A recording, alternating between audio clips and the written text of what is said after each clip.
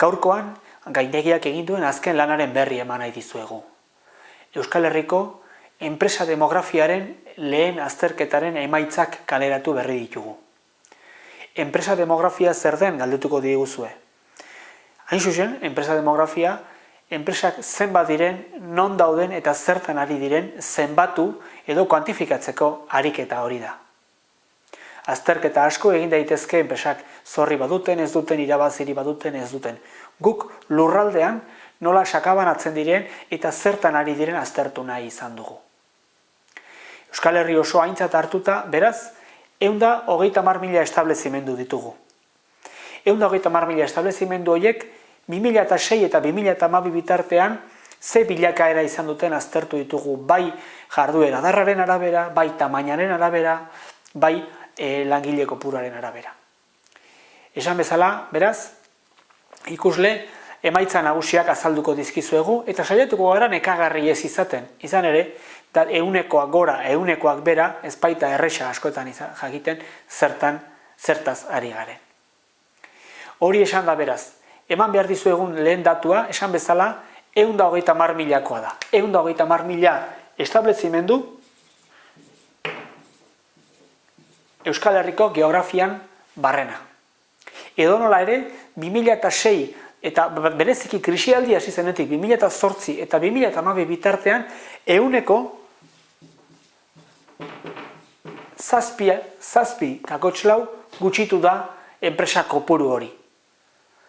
Bistan da, jaitsiera horretan ez direla lurralde guztietan eta sektore guztietan berdin gertatu. Bizkaia eta Gipuzkoa bereziki industriari emana edo lotuen diren bi herrialdek jaso dute jaitsierarik handiena, 1,5 eta 1,11 bitartean. Ikus dezagun, ordea, langile kopuruaren arabera, ze bilakaera izan duen tamaina bakoitzeko enpresa motak. Enpresa 3 multzotan sailkatu ditugu, 9 langile du gutxiagokoak, 10 eta 50 bitartekoak eta 50 gorakoak. 9 langiletik beherako enpresak dira, hain zuzen ere, enpresa guztien 86. Hauek, bataz beste, 100tik 5,3 jaitsi dira. Enpresa ertainek, ordea, ia bikoitza galdu dute. 10,6. Eta enpresa handiek 50 langiletik gorakoek gutxi gora bera erdibide batean 6,2 galdu dute. Beraz, ez dira garrai erresak neurri guztietako enpresentzat eta bereziki ikusten ari garen bezala enpresa ertainentzat. Nolabait, enplegu gehien eta inguruko enpresetan lana banatzen duten enpresa horientzat. Tamainak hori utzi baldin badigu, ikus dezagun sektoreka zer gertatzen ari zaigun. Sektoreka, ezaguna zaigun bezala, eraikuntza arloan bizi izan da kolperik handiena. Hor, 100tik 25 gutxitu da enpresa kopurua. Ez da, txantxetako gaia, hain zuzen ere, zenbait eskualdetan eraikuntza arloko enpresek presentzia handia baitute. Horrezaz gain, industria alorrean 100tik 5,5 gutxitu da, eta zerbitzu alorrean 100tik 3,3. Beraz, berriro ere, zerbitzuen sektoreak eutsi dio indartsuen, nolabait bertako merkatuera lanean ari den horrek.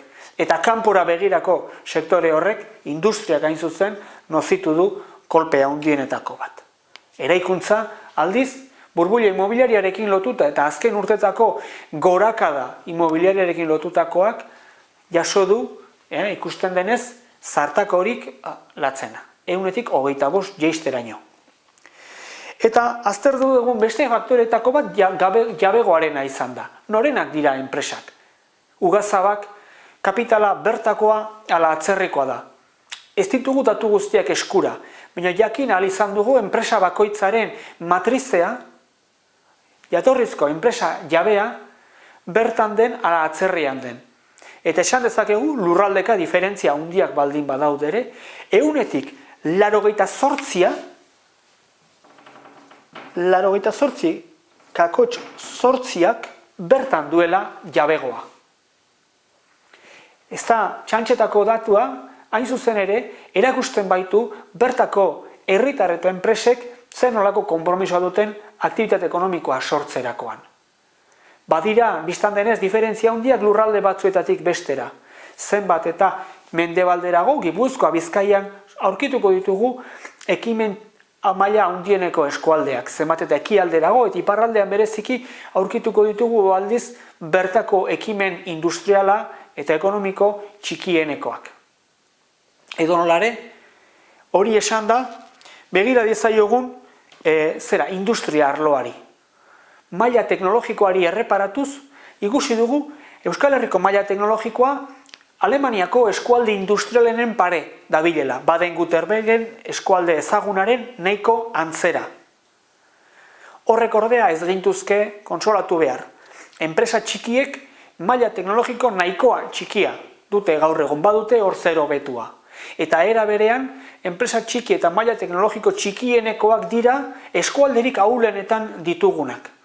Beraz, galerarik gertatzekotan, hoietan somatuko da zartakorik mingarriena. Hori esan da, esan dezakegu, jabegoari dagokionez industrian are handiagoa dela jabegoa. Izan ere, 194 iristen da bertako jabegoa duten industria arloko enpresen presentzia. Azkenik, zen transformazio maila, zertan ari dira enpresa hauek. 123 hain zuzen ere, balio erantzi handieneko produktuekin dabil. Azken batean, ekipo ondasunekin. Eta 145 bitarteko ondasunekin. Beraz, esan daiteke Euskal Herrian bertan produktuen azken zikloa, balio erantzi handienekoa ekoizten duten enpresa asko eta jarduera indartsua dagoela.